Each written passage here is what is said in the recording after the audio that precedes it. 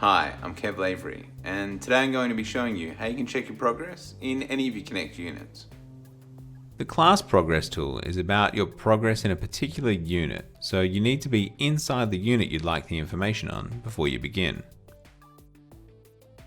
Using the class progress tool, you can see a summary of your progress in all areas of a Connect unit, including grades, content, discussions, assignments, quizzes, checklists, surveys, and your login history. You can also select any tool on the sidebar for a detailed breakdown of your activity in any given unit. Let's look at content.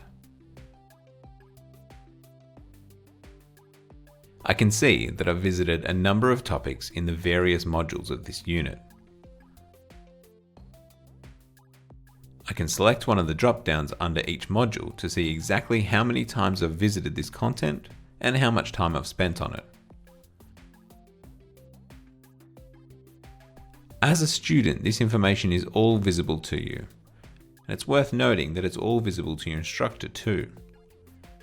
Both you and your instructor are able to keep track of how you're progressing within your unit. It allows them an opportunity to provide further assistance or help you if you get stuck, and similarly, it gives you one indicator as to whether or not you need to ask for help.